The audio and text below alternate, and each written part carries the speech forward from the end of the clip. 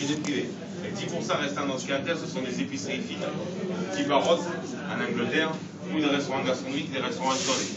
Alors, qu'est-ce que notre clientèle va venir chercher ici? Elle va venir chercher deux choses. La première de ces choses, c'est une méthode de transformation artisanale. Alors, quand on dit méthode de transformation artisanale, il ne faut quand même pas oublier que le saumon fumé, avant d'être un plat de gourmet gastronomique, c'était avant tout un moyen de conservation. C'est ce moyen de conservation qui avait fait la renommée du produit, qui avait fait devenir un produit de luxe parce que la transformation était très longue et très coûteuse. Malheureusement, depuis une vingtaine, trentaine d'années, cette méthode de transformation a été changée. Elle a été changée dans son principe. Le principe de la transformation qu'on a gardé ici, c'est d'enlever l'eau du produit. Ce que vous devrez faire tout au long de la transformation, c'est enlever l'eau. Ce qui fera que le produit n'est pas trop sec, c'est son huile, et c'est pour ça qu'on fume des poissons huileux. Tels que saumon, thon, maquereau, anguille, truite. D'accord? Vous verrez de quelle manière, tout au long de l'explication, non seulement ils ne vont pas enlever l'eau, mais ils vont en rajouter. Ça, c'est la ligne conducteur, le fil conducteur qui pourra suivre tout au long de mes explications sur la transformation. Mais avant de vous parler de la transformation, il y a quelque chose qui est primordial que notre clientèle va venir chercher ici, c'est tout simplement la traçabilité et la qualité du poisson. Le nan n'en fait pas un cheval de course. C'est aussi simple, c'est aussi simple que ça. D'accord? Alors le saumon, d'accord? On va parler de lui, vous savez, il y a trois différents types de saumon qu'on peut trouver sur le marché. Il y a le saumon sauvage, biologique et d'élevage. Le saumon sauvage, c'est la Rolls-Royce, c'est 105 € le kilo ici, et on va tout simplement l'exporter dans le monde entier. C'est ce que les gens viennent chercher. Je vous rappellerai qu'il y a une vingtaine, trentaine d'années, peut-être que vous ne pouvez pas rappeler, vous demandez aux personnes plus âgées, vos parents, vos grands-parents, le saumon, vous le mettiez 1 à 2 fois par an sur le total quand vous arriviez à en trouver un. Parce qu'ils allaient le réserver 6 à 8 semaines à l'avance. D'accord, ils allaient se saigner aux 80 pour arriver à en avoir un pour le fait de la fin d'année. Maintenant, on peut manger tous les jours, ça ne va pas plus cher qu'une omelette. Mais est-ce que c'est vraiment du saumon? Ma réponse est claire, c'est non. D'accord? Tout simplement parce que c'est un poisson d'élevage qui va être élevé de manière de plus en plus intensive et qu'importe les qualités d'élevage, d'accord, le but du jeu, c'est de produire le plus rapidement possible pour satisfaire cette demande. Parce qu'il y a un marché qui est énorme. Alors, pour bien comprendre le marché, je vais vous donner l'exemple de la France. En France, vous êtes 68 millions d'habitants. D'accord, 68 millions d'habitants, on va dire 25 millions de ménages. Je peux vous garantir que par ménage, vous passez 3 saumons en moyenne par an. Quand je vous dis 3 saumons en moyenne par an, il faut penser à toutes ces formes, c'est-à-dire frais, fumés, marinés, dans les mousses, des grillades, des quiches, des pizzas, des risottos, des salades, des sushis, des sashimi, des salades, enfin, tout ce que vous voulez. Ça veut dire quoi? Ça veut dire qu'il faut 75 millions de têtes de saumon à produire pour un pays. Sans compter la restauration, parce que si on commence à compter la restauration, que ce soit de Lille à Marseille, de Strasbourg à Bordeaux, il y a tout le monde qui veut mettre du saumon dans son restaurant, que ce soit en entrée ou en plat de résistance, voire les deux. Donc vous y comprendrez que la moyenne va monter en flèche. Sur ce, pour bien comprendre l'offre, un saumon sauvage, ce qui est le poisson qu'on se met 1 fois par an sur la table. En Irlande, une des populations de saumon les plus importantes d'Europe de l'Ouest. C'est 1,5 million à 2 millions de saumons qui remontent par an sur ces rivières, sur un quota de pêche qui n'excède pas 4% de ce chiffre. Alors il ne faut pas être mathématicien pour comprendre qu'il va manquer quelques-uns. D'accord? Donc, et si vous prenez ça à l'échelle mondiale, ça reflète exactement le même principe, parce qu'il y a de plus en plus de pays émergents, il y a de plus en plus de restauration, il y a de plus en plus, tout le monde veut mettre du saumon sur sa table. Alors, vous savez, il y a une centaine d'années, on a trouvé des moyens d'élever le poisson. C'est-à-dire, on élève le poisson, on arrive à le faire éclore, le faire grossir, l'engraisser, et tout simplement l'élever. Mais depuis une trentaine d'années, si vous voulez, c'est devenu une catastrophe. Pourquoi? Parce que le poisson est élevé de plus en plus sur les mêmes critères d'élevage. Déjà parce qu'ils appartiennent aux mêmes compagnies. Puisque de nos jours, il y a plus de 92% de toutes les fermes de saumon au monde qui appartiennent à 3 compagnies norvégiennes. Alors vous savez, quand vous allez faire vos commissions dans vos grandes surfaces, on range le saumon fumé par pays, écossais, irlandais, islandais, norvégien et compagnie. Il faut bien comprendre que c'est le même. C'est vrai qu'il est élevé dans des pays différents, mais ils appartiennent aux mêmes compagnies qui sont actionnaires majoritaires, qui imposent des critères d'élevage. D'accord? Pour produire le poisson le plus rapidement possible, qu'importe la manière. Alors, pour bien faire comprendre à quel point ce saumon pose des problèmes, je vais vous le comparer à notre poisson, qui est pour moi de meilleure qualité, qui est un poisson d'élevage aussi, d'accord? Qui est le poisson bio. Et le saumon bio dans sa généralité. Le saumon bio, d'où il sort celui-là? À la base, on le doit à des épiceries fines suisses. Il y a une quinzaine d'années, alors je synthétise pour le pas plus vite, mais qui ont fait un appel d'offres, qui veut nous faire un saumon d'élevage, qui a des conditions d'élevage biologiques, avec un cahier des charges beaucoup plus strict. Le premier pays à avoir répondu à cet appel d'offres, c'est l'Irlande, et le principal producteur de saumon bio de nos jours, c'est l'Irlande. Ce poisson-là, au lieu d'être élevé de manière intensive, il va être élevé de manière extensive. Alors qu'est-ce que ça veut dire? Mais je vais vous le comparer sur les critères d'élevage. Ceux qui vont poser d'énormes problèmes. Alors il y a l'alimentation. L'alimentation, on va vite passer dessus parce qu'on connaît les problèmes Le saumon d'élevage, il est nourri à partir de farine animale, farine végétale, bourré de colorants, jusqu'à 30% de matière grasse, alors que le saumon bio est nourri de macros, harengs, crevettes fraîches mais concassées. Alors je ne sais pas si vous imaginez quand même, c'est un rajout des colorants qui rendra le poisson saumoné pour le saumon. Pour le saumon d'élevage. Parce que le saumon d'élevage, il ne va jamais voir que c'est sa vie. Et ce qui rend saumoné un saumon sauvage, c'est les crustacés qui mangent, c'est l'histoire du flamant rose. On a tous vu les flamants roses blancs. D'accord.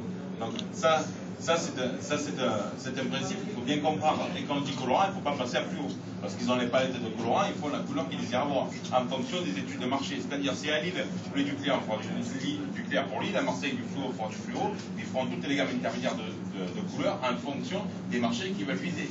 C'est aussi simple que ça, et c'est la diversité d'emballage parce que c'est les mêmes propriétaires qui en ont. Mais en aucun cas, on juge la qualité d'un poisson à la couleur de sa chair. Ça, c'est totalement faux. C'est des idées préconçues. D'ailleurs, les Français, d'accord, ont cette mentalité de penser colorant fluo. Donc, ils préfèrent manger du plus clair, alors que c'est exactement le même produit. D'accord. Si les produits dans vos grandes surfaces, par exemple, ont des variantes de prix, c'est parce que c'est le coût de production dans le pays ou dans la région du pays où il est élevé qui se répercutera sur le prix de votre paquet. En tout cas, c'est sa qualité. Donc, je vous passe 35% de matière grasse, ce qui est énorme comme alimentation, si vous voulez. Les farines animales, les farines végétales, on connaît plus ou moins. Parce que je vous parle de problèmes, je vais m'attarder sur des problèmes qui se savent un peu moins, et qui sont beaucoup plus problématiques, parce qu'ils causent des problèmes sanitaires et écologiques. Alors, c'est deux problèmes en un, c'est-à-dire les densités de lieu d'élevage. Le saumon d'élevage, d'accord, ils sont 15 poissons par mètre cube d'eau. Pour des tailles moyennes de vente de 6 kg. Ça, c'est un saumon bio qui fait 4 kg. D'accord. Mais des 15 saumons de 6 kg, donc ils font 2 kg de plus que celui-là sous la table. Ils ne vont pas beaucoup nager. Donc ils vont faire énormément de gras. Le saumon bio, ils sont 2 poissons par mètre cube d'eau. D'accord. Donc ils nagent beaucoup plus librement. Donc il fera beaucoup moins de gras. Après, ce n'est pas le saumon atlantique. Le saumon sauvage de l'Atlantique, il nage dans toute l'Atlantique, comme on avait dit. Donc il sera beaucoup moins gras, ce qui déterminera une qualité de chair qui est bien meilleure que le saumon bio. Mais déjà, le saumon bio, c'est un bon produit. Maintenant, le gros problème à tout ça, c'est que c'est le lieu d'élevage. Le saumon d'élevage, on l'élève dans les baies. Pourquoi vous allez élever le saumon d'élevage dans les baies? Pour des raisons logistiques, d'accès aux cages, de coûts de production, et donc pour se mettre à l'abri des tempêtes hivernales, de la même manière qu'on construit des villes en fond de baie. Ok? Mais quand vous construisez des villes en fond de baie, et quand vous mettez des cages dans ces baies-là, il y a un problème qui va être très simple. Le saumon bio, vous allez lever 6 à 8 km au large. Donc il va y avoir des renouvellement.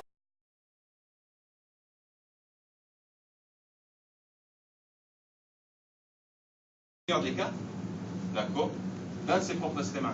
15 poissons par mètre cube d'eau, ils sont délignés si ce n'est pas plus. D'accord. Donc vous imaginez que les excréments, il va y avoir une dose. Et les cages, elles ne sont pas bougées pendant des décennies. Comme les cages ne sont pas bougées pendant des décennies, il y a des dépôts de sédiments sous les cages qui atteignent plusieurs dizaines de centimètres, voire plus.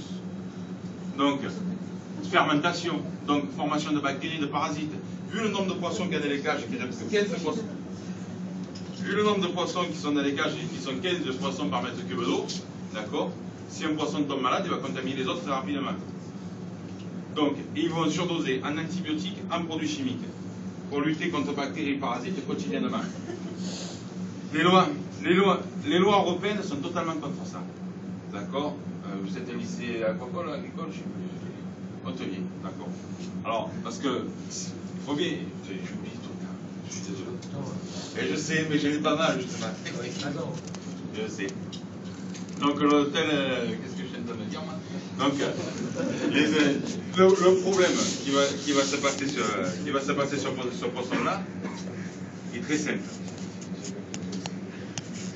Les lois, normalement, sont contre fournir des antibiotiques tous les jours. D'accord? Et seulement maintenant, c'est les multinationales qui détiennent plus de 90% des élevages de saumon, ce que je vous dis, mais pas seulement, de dorade, de morue, de ce que vous voulez. D'accord? Et les boîtes d'aliments, qui créent des aliments de plus en plus gras. En créant ces aliments de plus en plus gras, d'accord, ils vont mettre aussi les antibiotiques et les produits chimiques dans cet aliment-là. Directement. Et ne pas laisser le choix à leurs sous-traitants d'utiliser ce même antibiotique. D'accord? Donc c'est comme ça et de cette manière-là qu'ils vont arriver à en donner quotidiennement.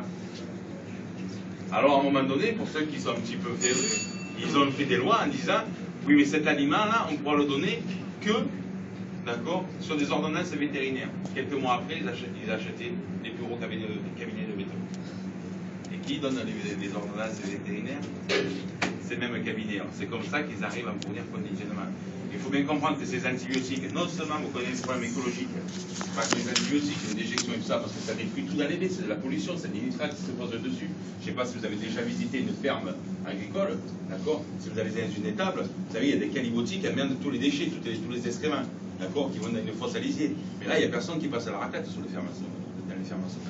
D'accord? Ça, c'est quelque chose qu'il faut bien comprendre. Donc, ça détruit tout. Et dans le même cadre d'idée, d'accord, c'est des vrais problèmes sanitaires. Parce qu'on utilise toutes les inspections sanitaires depuis des années maintenant, on utilise les mêmes antibiotiques pour les bêtes que pour les hommes. Qu'est-ce qui se passera le jour où une de ces bactéries passera de la bête à l'homme? Alors pour ceux qui me passent un alarmiste, d'accord, il faut quand même bien comprendre que H1N1, vache folle et compagnie, ça vient du même secteur. Ça vient de l'élevage en intensif. Parce qu'on est mis dans des milieux très confinés d'énormes densités d'animaux. Rien que du fait des excréments, il y a énormément de formation de bactéries, il y a encore plus pour le poisson. D'accord? Donc on utilise même les antibiotiques. Il n'y en a que 5 familles d'antibiotiques. Et la dernière famille d'antibiotiques, ça fait 35 ans qu'on l'a découverte. Le problème, si ça se passait, on ne pourrait plus guérir, on pourrait prévenir. C'est peut-être pour ça qu'il n'y a pas si longtemps que ça, vous avez une ministre de la Santé qui a acheté 92 millions de vaccins. Parce que c'est les inspections sanitaires qui lui ont fait acheter. D'accord? Ça, c'est important à comprendre. Encore une fois, sur ce, je vous dirai une chose. Si on omet tous les problèmes écologiques et sanitaires que cause le poisson d'élevage, moi, je vais vous expliquer à quel point c'est du gras de poisson que vous mangez, ou que vous pourrez manger.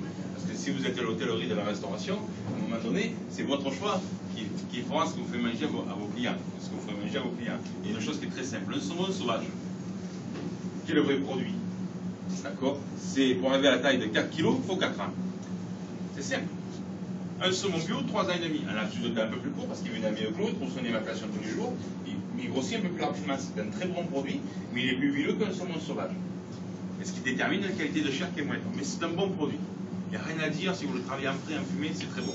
Et encore plus en frais. Parce qu'en frais, quand vous allez le cuire à la poêle, par exemple, vous allez faire perdre de son huile, donc ça agresse. Donc il va se rapprocher du saumon sauvage.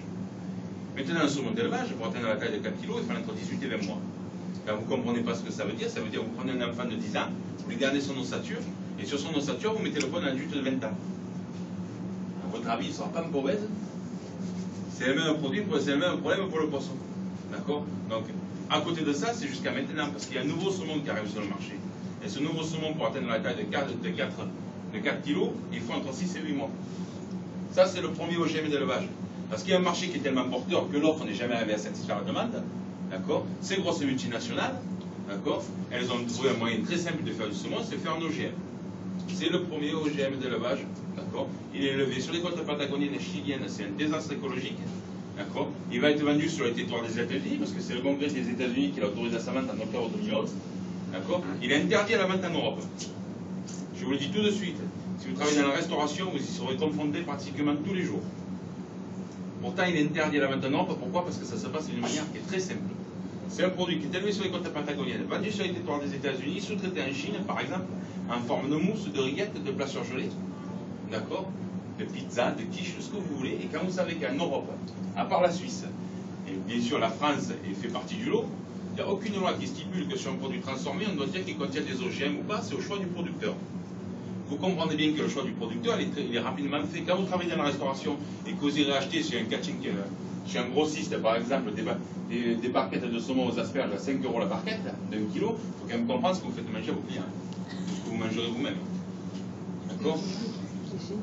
Non, c'est pas marqué. Non, il n'y a aucune loi qui l'oblige. Il n'y a aucune loi qui le stipule en Europe, en France. Il n'y a aucune loi qui le stipule. Moi, je pensais qu'il y avait un truc. Pour le Monsanto, oui. Sur les fruits et légumes, pour le Monsanto, ils sont obligés. C'est-à-dire c'est du maïs. C'est le seul qui est obligé. D'accord? Et sur des produits transformés. C'est qu'il y en a tellement. Tu me comprends bien? C'est pas sur le produit, sur un poisson. Tu es obligé de dire ce que c'est. Sur un produit transformé, c'est-à-dire qui a été travaillé. D'accord? Qui a été cuisiné. Il n'y a aucune loi qui stipule, c'est au choix du producteur. C'est tel que c'est. Okay. Maintenant, il faut quand même comprendre le problème que ça pose. D'accord? Là aussi, c'est certainement vous, parce que vous êtes jeune, qui allez le payer, mais encore plus vos enfants. Parce que c'est sur du moyen et du long terme qu'on fera les comptes. Avez-vous des questions sur le poisson en lui-même? Quand vous dites cuisine, quand vous dites cuisiner, c'est couper, ils sont quand même obligés de dire Non, non, transformer, non, ils sont obligés de transformer, c'est-à-dire de le mettre dans une sauce, de faire une marinade, de faire quelque chose.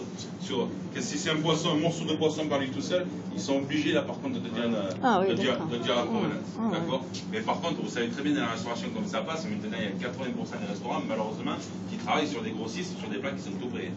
Ça, c'est très clair comme ça vient, et dans vos grandes surfaces, c'est la même chose. Tout ce qui est plat surgelé et compagnie, les quiches toutes prêtes, fraîches, les pâtes fraîches, tout ça au saumon et compagnie, il faut quand même à un moment donné réaliser. 105 € le kilo, c'était le saumon sauvage. Et c'est le vrai produit qu'on se mettait une fois par an sur la table. Maintenant, quand il y a des barquettes à 5 €, il faut comprendre ce qu'il y a dedans. Il y a des raisons là-dessus. Le gros problème de ça, c'est parce que c'est une mauvaise information, une malinformation. C'est pas forcément vous. D'accord. C'est peut-être pour ça que vos profs vous amènent ici depuis 13 ans, de génération en génération. C'est parce qu'on informe. Et on dit le problème qu'il se passe. Ce sera à vous de l'écouter ou de ne pas l'écouter. C'est votre choix personnel. Mais nous, ce qu'on fait, c'est ce rôle-là. Maintenant, il y a un truc quand même que je tiens à dire, parce qu'à la restauration, il ne faut quand même pas l'oublier, je défends les produits bio. D'accord. Je suis un producteur de produits bio, je vais vous dire franchement, le bio, pour moi, c'est l'avenir. À un moment donné, il faut quand même comprendre une chose. Si vous allez dans vos grandes surfaces et vous achetez des fraises bio au mois de décembre, je ne peux rien pour vous. D'accord.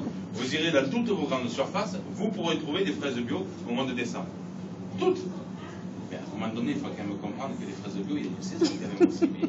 D'accord. C'est de juin à fin août. À un moment donné, comment ils vont faire avec faire du bio? C'est parce que c'est des marchés qui sont très porteurs, le bio. Vous savez, il y a 20 ans, c'était 2 mètres carrés les produits bio dans vos grandes surfaces. Maintenant, c'est devenu 120 mètres carrés et 5 ou 6 rayons. D'accord. Mais ces 5 ou 6 rayons de produits bio, il faut comprendre. C'est un marché qui est tellement porteur. Le bio, c'est de l'extensif, c'est pas de l'intensif. Alors ces gros lobbying, ils veulent leur part du gâteau. Alors ils vont aller faire par exemple des fraises, mais bien tous les autres produits, en Égypte, en Argentine, ou dans d'autres pays de ce type-là, en dehors de l'Union européenne, ce qui leur permet d'avoir des dérogations, de faire de l'intensif et de vous le vendre bio à 4 degrés. Ouais. D'accord. Le bio, pour moi, si vous pouvez en trouver une grande surface, c'est sur un producteur qui est local, que vous connaissez, qui pourra fournir une grande surface sur une comment vous appelez ça, sur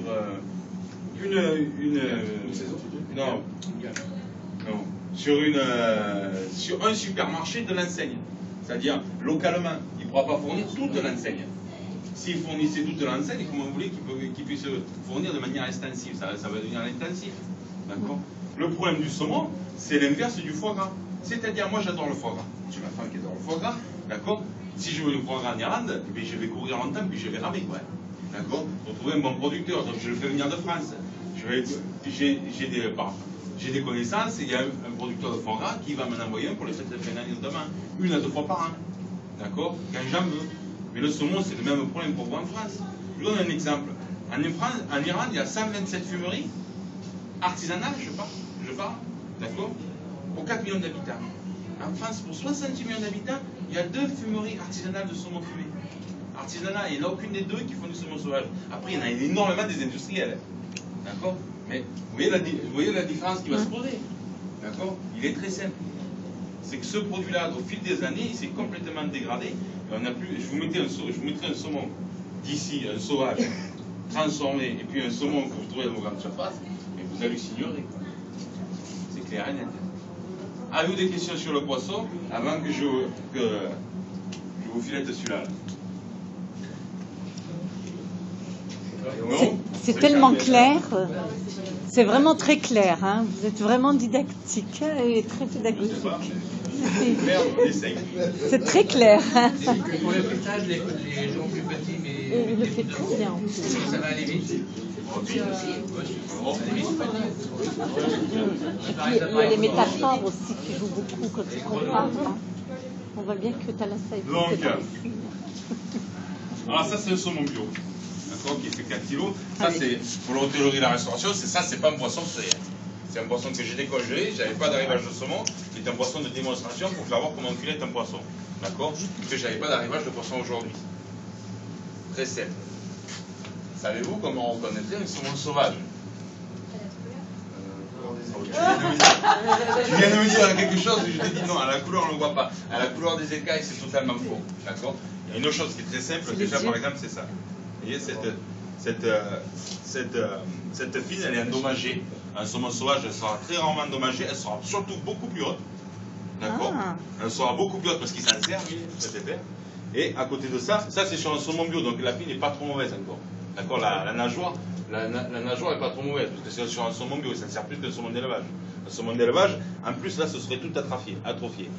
Plus la nageoire va être atrophiée, plus le muscle est atrophié, plus il nage pas, plus il sera gras. Ça c'est un point de départ. Pareil pour la queue là. Moins elle est en forme, plus elle est courte, moins le poisson sera beau. C'est clair et net dessus. Un poisson frais, vous savez très bien le reconnaître, c'est aux huiles fraîches, raideur cadavrique.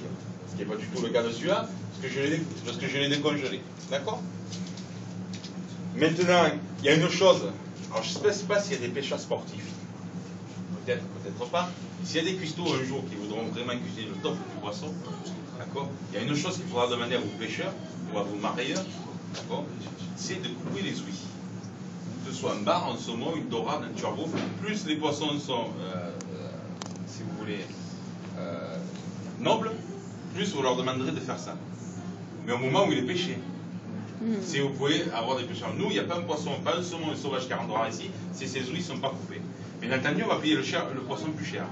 On le dit à tous nos pêcheurs, mais 5 € au-dessus du marché, à n'importe quel moment de l'année, tous les poissons qu'on prend ici, les pêcheurs le savent, c'est 5 € au-dessus du marché. Il y a deux conditions minimales, c'est que les ouïes soient coupées, le poisson soit glacé. S'il n'arrive pas comme ça, il ne rentre pas. Pourquoi les ouïes coupées? Parce que les ouïes coupées, quand vous allez, je ne vous dis pas enlever, je dis juste les avoir coupées un tout petit peu, couper, tac, avec le doigt, avec un couteau. Quand il est vivant le poisson, et bien tout simplement, il va se saigner, il va se vider de son sang. Ce qui enlèvera tout simplement tout le sang qui ne pourra plus coaguler s'il se choque dans la boîte, s'il se choque sur une caisse. Donc il ne pourra plus coaguler et ça ne formera plus de bleu. Des hématomes, exactement. Et vous savez, il y a une chose dans la restauration, peut-être qu'on ne vous a pas dit, peut-être qu'on vous l'a dit, mais vous savez, quand vous mangez un poisson sur l'arête, vous le cuisinez, vous le mangez, et à un moment donné sur l'arête, de temps en temps, sur un bon poisson qui est très bon, qui est très bien cuisiné, très bien cuit, vous avez de l'amertume.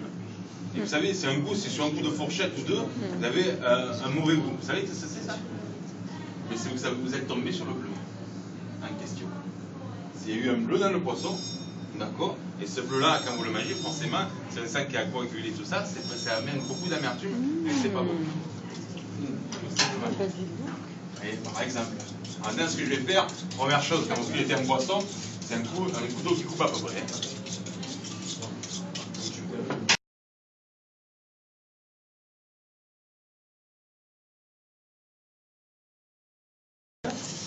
Ils vont sortir tout simplement entre 7 kg et 7 kg et demi de produits finis. Donc du simple au double.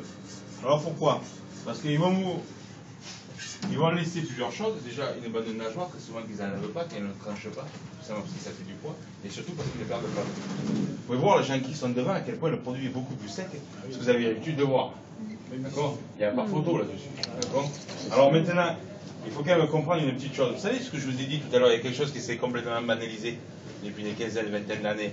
Il y a une trentaine d'années qu'on allait, vingtaine d'années qu'on allait dans nos grandes surfaces acheter nos produits fumés. Ça marche pour le jambon comme pour le saumon. D'accord? On allait acheter nos produits fumés chez nos charcutiers, nos poissonniers, nos grandes surfaces. On trouvait toujours les tranches mises tranche sur tranche. C'était coupé finement et on enlevait les tranches très facilement, pas vrai? Depuis une vingtaine, une trentaine d'années, il y a quelque chose qui s'est complètement banalisé, c'est les intercalaires entre les tranches, les feuilles en plastique. Et pourquoi? Parce que vous savez, eh oui, tout simplement, vous savez, dans le système de mondialisation où on vit, quand on nous rajoute quelque chose c'est rarement pour nos beaux yeux, parce que c'est un coût pour l'entreprise. Si c'est un coût pour l'entreprise, je vous rassure tout de suite, d'une manière ou d'une autre, ça va se répercuter sur le prix. D'accord? Mais si on rajoute ça, c'est parce que c'est une nécessité. Parce que le produit est élevé de manière de plus en plus intensif, donc il est de plus en plus gras, et non seulement il n'enlève pas l'eau, mais ils en rajoutent l'eau et l'huile. Ça n'a jamais fait bon ménage. Ça va faire tout simplement de colle. Et même de vos intercalaires maintenant, il vous faut 4 spatules, 4 mains pour enlever une tranche sans qu'elle parte en morceaux. C'est vrai ou c'est pas vrai? Il est d'accord? Non, mais parce que les jeunes, ils ont un peu plus de mal à s'en souvenir. Mais c'était fait continuellement comme ça. Il y a une chose, un indice, c'est pour vous donner la chose. Quand vous allez chez vos charcutiers, d'accord? Chez vos bons charcutiers, chez vos éleveurs qui sont diversifiés, qui font du jambon fumé directement. Il y en a beaucoup qui vous mettent des intercalaires. Ah, le problème, il est très simple, non. Par contre, tous les produits que vous trouvez en grande surface, ils vous en mettent parce que c'est une preuve de transformation très intensive, donc de très mauvaise qualité. Il y a une exception qui confirme la règle, c'est le temps. D'accord? Mais pour moi, signe d'intercalaire, que ce soit sur le jambon ou sur les saumons, c'est un signe de mauvaise qualité. C'est un signe de qualité très intensive. C'est ce qu'elle me dit, elle me prouve que ça. Je vais vous dire que je suis bien d'accord avec vous. D'accord? Nous, il n'y a pas d'intercalaire entre les tranches. Avez-vous des questions sur ça ou sur autre chose? Même je le prends. Ça pourrait arriver.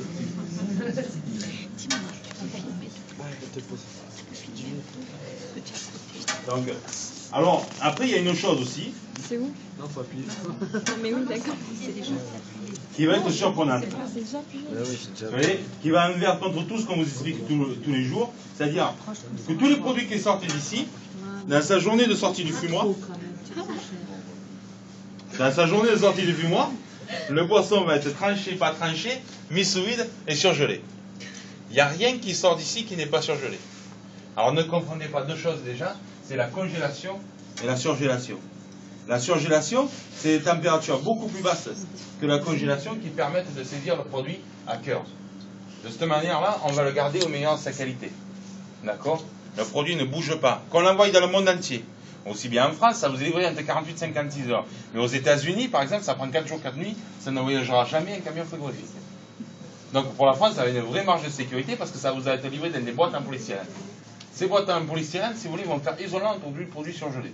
Ce qui permet de faire frigo, ce qui permet à ces boîtes, c'est tester un laboratoire, de voyager pendant 4 à 5 jours, le produit ne bouge pas. D'accord? Sans problème. Quand vous arriverez chez vous, ou quand le produit vous arrive chez vous, vous allez pouvoir faire 3 choses. Alors la première chose, c'est la plus surprenante peut-être, vous allez pouvoir la manger immédiatement. Non, je vais déconner. Donc, la deuxième, vous pouvez le garder au frigo une quinzaine de jours. D'accord? Et la troisième, pour moi, d'accord, ça vous pouvez le faire avec nos produits, par contre vous ne pourrez jamais le faire avec les produits de nos concurrents. Vous pouvez le recongeler, même si le produit s'est décongelé, et ça c'est ma recommandation. C'est de le recongeler au plus rapidement. Parce qu'au plus vite vous le recongelez, au meilleur sa qualité vous le garderez. Et vous ne pourrez jamais recongeler un produit décongelé normalement. Savez-vous pourquoi? Parce que c'est la prolifération des bactéries, juste. Et cette prolifération des bactéries, chef, elle se passe dans quoi? Ah, je suis pas chef. moi. Juste, dans l'eau. D'accord? Et c'est l'eau qui tourne et qui fait tout.